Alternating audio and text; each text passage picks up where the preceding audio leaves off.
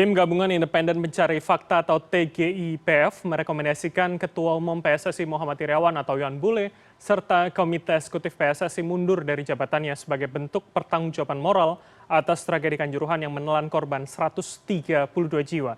Namun hingga kini rekomendasi masih hanya menjadi sebuah rekomendasi.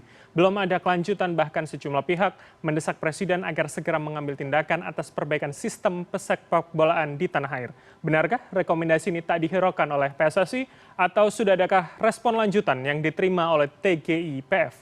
Dan untuk membahasnya lebih dalam sudah tergabung bersama kami Koordinator Save Our Soccer yang juga anggota dari TGIPF Akmal Marhali. Halo, selamat malam Mas Akmal, apa kabar? Selamat malam Mas Bram, salam sepak bola. Salam sepak bola, salam sehat Mas Akmal. Dan kami juga sudah menghubungi pihak PSSI untuk bisa bergabung bersama kami dalam dialog sore ini, namun hingga kini PSSI belum merespon undangan kami. Baik, langsung saja Mas Akmal, kita tahu kemudian ada paling tidak 5 rekomendasi yang sudah dikeluarkan PSSI. Hingga saat ini apa respon yang sudah diterima? Adakah kemudian komitmen langkah konkret dari rekomendasi yang diberikan TGIPF kepada Presiden ini, Mas Akmal? Ya, kalau bicara rekomendasi, PSSI itu paling banyak dapat rekomendasinya 12 poin untuk PSSI. Dan lain-lainnya dalam jumlah beragam, tapi tidak lebih banyak dari PSSI. Kalau sejauh ini, hasil rekomendasi TGIPF sebenarnya sudah direspon oleh sejumlah pihak ya, di mana misalnya Menteri Kesehatan juga sudah, Kementerian Kesehatan sudah bergerak, Kementerian Sosial sudah bergerak, Kementerian PUPR sudah bergerak, Menko PMK sudah bergerak, termasuk di dalamnya adalah polisi yang juga sudah melaksanakan sejumlah rekomendasi yang diberikan oleh TGIPF. Bahkan besok akan dilakukan rekonstruksi kasus Kanjuruhan di Jawa Timur, dalam hal ini di Mapolda Metro Jaya. Bahkan polisi sudah memanggil 29 saksi kasus Kanjuruhan untuk dimintai keterangan, dan tentunya diharapkan bisa memperluas atau membuka kasus ini menjadi lebih luas lagi sehingga banyak lagi yang kemudian bisa terjerat kasus hukum. Hanya PSSI yang masih mencari alasan gitu kan untuk menjalankan rekomendasi yang diberikan. Bahkan PSSI menurut saya offside ketika tiba-tiba membentuk yang dibilang tim transformasi bersama dengan sejumlah kementerian bersama FIFA dan AFC pada 13 Oktober lalu di Hotel Fairmont. Padahal baru malam ini atau baru hari ini Presiden Jokowi bertemu dengan Gianni Infantino. Nah, ini kan gaya-gaya PSSI Juristar ini yang kemudian mungkin ya dalam tanda kutip membuat pemerintah akhirnya geram sepertinya, sehingga kemudian pertemuan dengan Gianni Infantino salah satu poin pentingnya adalah meninjau kembali pemangku kepentingan sepak bola Indonesia. Ini sebenarnya sudah jelas yang dimaksud pemangku kepentingan sepak bola Indonesia ya PSSI. Baik, ini sebelum kita bahas jauh ke soal meninjau, tadi Anda menyebutkan bahwa seakan-akan PSSI mencuri start dengan membuat semacam tim transformasi. Apakah kemudian Anda dan juga TGIPF jangan-jangan melihat ini kemudian hanya klaim saja begitu dari PSSI untuk kemudian paling tidak menyelamatkan muka dari rekomendasi yang TGIPF buat, begitu Mas Akmal? Ya, saya melihat PSSI tidak cerdas dalam merespon kasus tragedi Kanjuruhan ini.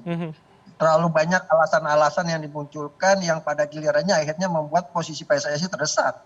Harusnya bidang media PSSI atau bidang komunikasi PSSI mengarahkan para pengurus PSSI ini untuk berbicara ke publik soal solusi, gitu kan. Apa yang akan dilakukan ke depan, langkah-langkah apa yang harus dilakukan pemenahan terkait misalnya meninggalnya supporter, bagaimana regulasi ke depan supporter dan sebagainya. Langkah-langkah progresif itu sebenarnya yang dibutuhkan. Tapi PSSI lebih banyak mencari alasan gitu, seperti judul lagu berbicara bahwa ketika bertemu dengan tim pencari fakta dalam kesempatan di kantor Menko Polhukam, PSSI langsung menggelar strategi Catenaccio, pertahanan Grendel, yang menyatakan bahwa PSSI tidak bertanggung jawab terhadap kasus ini dengan alasan regulasi keamanan dan keselamatan pasal 3, kemudian PSSI juga tidak bisa diintervensi. Padahal ketika dipanggil oleh tim pencari fakta, harusnya PSSI bisa menyampaikan program-programnya untuk melakukan pembenahan sepak bola. Nah, ini yang kemudian membuat masyarakat mulai juga geram, yang akhirnya muncul petisi PSSI mundur gitu kan. Nah, hal-hal yang semacam ini yang kemudian menurut saya adalah yang tidak produktif dilakukan oleh PSSI, termasuk mencuri star, membuat tim transformasi. sementara tidak ada personalianya gitu kan. Baik. Harusnya ketika kemudian diumumkan tim transformasi ada personalianya, ada orang-orang yang ditunjuk, ini kan tidak ada.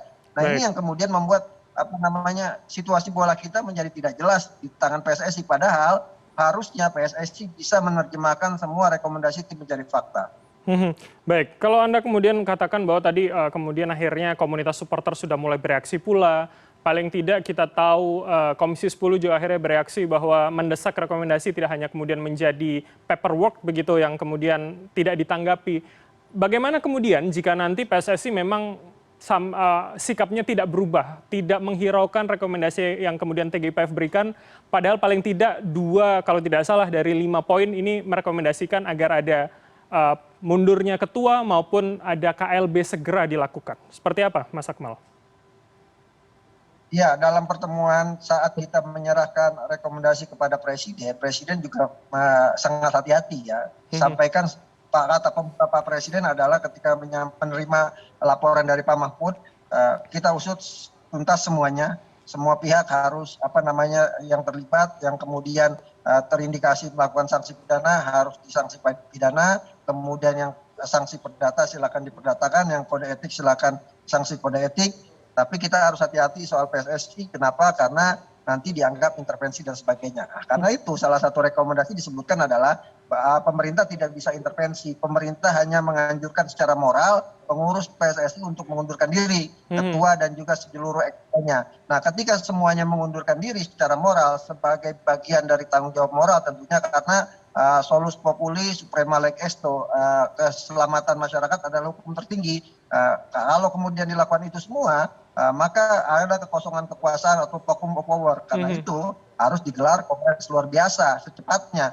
Yang ini dilakukan oleh para pemilik suara. Jadi bola saat ini sejatinya ada di pemilik suara. Kalau pemilik suara ingin cepat sepak bola kita bisa bergulir kembali dan juga bisa bisa ada regulasi baru yang ditetapkan, maka pilihannya para pemilik suara ini bisa menggulirkan mosi tidak percaya misalnya kepada pengurus PSSI dan kemudian mendorong untuk digelarnya KLB. Ini semua kan hak dari para pemilik suara. Jadi kita tidak punya hak untuk melakukan itu, nanti dianggap intervensi. Tapi setelah ada pembicaraan dengan Gianni Infantino hari ini, saya pikir akan ada sedikit perubahan ya, perubahan pola pikir dalam memberikan tekanan kepada PSSI untuk menjalankan hasil-hasil rekomendasi dari tim pencari fakta. Baik, baik. Ini cukup menarik juga bahwa tidak hanya kita, tapi juga kemudian ini perhatian masyarakat. Bagaimana kemudian pertemuan dari Infantino dengan Presiden Joko Widodo ini seakan-akan menjadi titik terang begitu, angin segar. Apa yang kemudian bisa Anda lihat dari, apa trennya yang kemudian Anda lihat dari pertemuan FIFA dan juga Presiden sebagai wakil pemerintah ini, Mas Akmal? Ini sebenarnya gambaran yang sangat jelas bahwa sejatinya FIFA itu butuh pemerintah, gitu kan. Sepak bola itu pemerintah yang selama ini digaungkan oleh PSSI, ada jarak antara pemerintah dengan federasi sepak bola, gitu kan. Pemerintah tidak boleh ikut campur, nanti intervensi dan sebagainya. Tapi faktanya hari ini ada kemesraan antara Presiden Jokowi dengan Gianni Infantino menggambarkan bahwa sejatinya FIFA dan pemerintah itu saling membutuhkan. Nah ini yang membedakan antara Gianni Infantino dengan Blatter, pemimpin FIFA sebelumnya yang sangat otoriter, bahkan merasa bahwa FIFA adalah negara yang tidak boleh diusik oleh negara manapun gitu. Tapi Gianni Infantino ini sangat akomodatif sekali. Bahkan ketika saya menyampaikan hal ini kepada Presiden, Presiden juga menyatakan bahwa harusnya Indonesia ini dihukum 10 tahun ketika kasus Kanjuruhan terjadi. Tapi kemudian karena kita memberikan pesan kepada Gianni Infantino akan melakukan langkah-langkah tepat dan cepat untuk melakukan perbaikan, akhirnya sanksi itu ditunda atau dihentikan atau tidak jadi dijatuhkan. Kan itu ada di suratnya FIFA kepada Presiden Jokowi. Nah, karena itu sekarang kan momentum yang tepat ketika Gianni Infantino tadi menyampaikan bahwa perlu adanya langkah-langkah konkret untuk pembenahan sepak bola Indonesia, utamanya menjadikan sepak bola ini tempat kegembiraan dan kebahagiaan.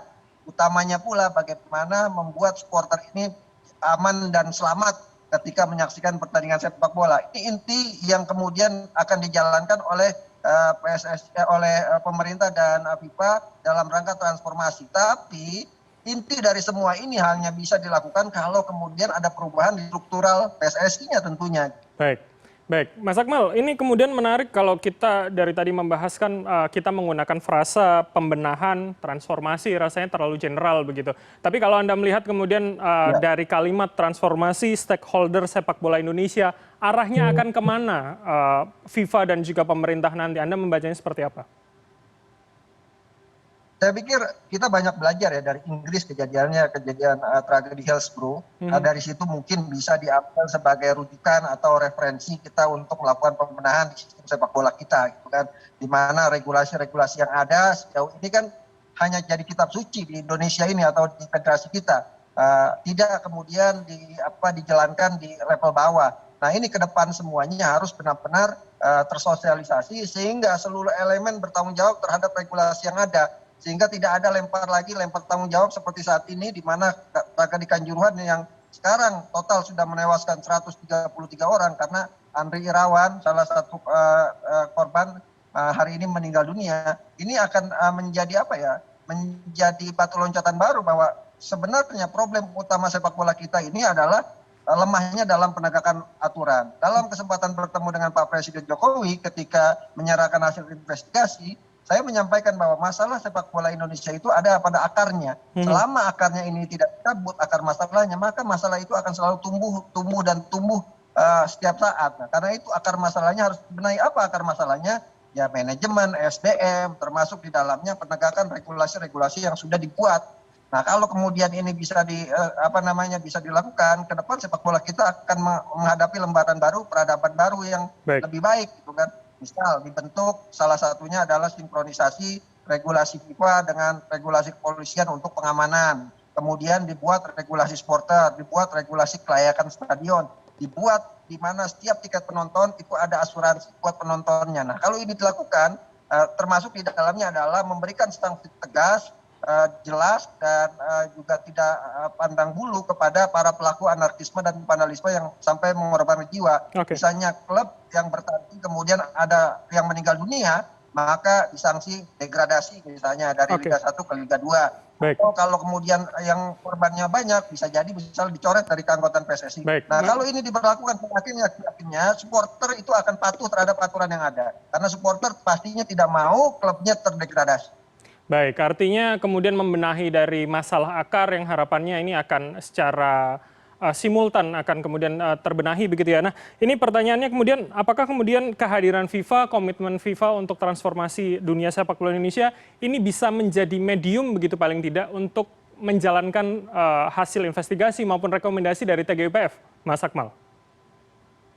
Ya betul sekali, apalagi saat ini FIFA kan akan berkantor di Indonesia selama 1 tahun untuk mempersiapkan rencana perhelatan Piala Dunia U20. Mhm.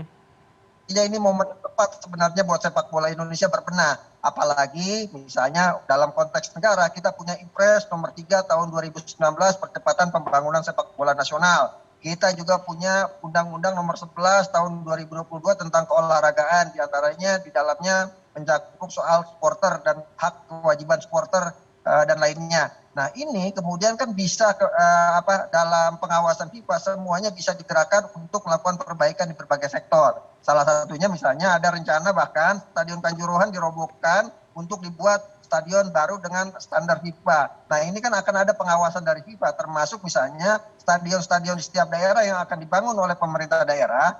Kesempatannya saat ini adalah ketika dibangun akan mendapatkan peninjauan langsung dari FIFA dan pastinya standarnya akan ditentukan oleh FIFA. Nah ini akan menjadi milestone atau batu loncatan untuk perbaikan sepak bola kita. Baik. Selain tentunya bagaimana memberikan edukasi dan sosialisasi kepada seluruh stakeholder sepak bola bahwa sepak bola sejatinya adalah hiburan bukan kuburan. Baik, Mas Akmal terakhir, berarti artinya menurut Anda arahnya akan kemudian supervisi langsung dari FIFA yang kemudian mau tidak mau peran dari stakeholder sepak bola Indonesia akan kemudian diawasi atau jangan-jangan kemudian diambil alih begitu Anda melihatnya? Terakhir Mas, singkat saja. Nah, saya sih melihat bahwa FIFA akan mengajak semua stakeholder sepak bola kita untuk berubah. Kenapa? Karena potensi sepak bola kita ini besar, 250 juta jiwa dengan penggemar sepak bola yang sangat luar biasa, dengan bakat-bakat yang luar biasa. Sejatinya sepak bola kita ini bisa berbenah dan punya potensi untuk berprestasi ke depannya. Ini yang kemudian FIFA melihat bahwa potensi ini harus dikembangkan. Indonesia itu seperti Brazil, potensinya sangat luar biasa, animonya sangat luar biasa, tapi pengelolaannya yang tidak kurang bagus, ini yang membuat sepak bola kita jalan di tempat dan tidak banyak memberikan prestasi. Kita muncul ke dunia adalah dibicarakan dunia masalahnya. Nah, ke depan kita dibicarakan dunia karena prestasinya, itu yang mungkin menjadi harapan FIFA bersama dengan pemerintah ke depan. Baik, artinya potensi sudah ada, tinggal kemudian manajemen dan pengaturannya yang kemudian harus dibenahi dan menjadi PR kita bersama tentunya. Terima kasih atas waktu Anda, Koordinator Save Our Soccer yang juga anggota TGIPF Akmal Marhali telah bergabung sama kami di CNN Indonesia Newsroom. Terima kasih Mas, salam sehat selalu. Salam sehat, Bram.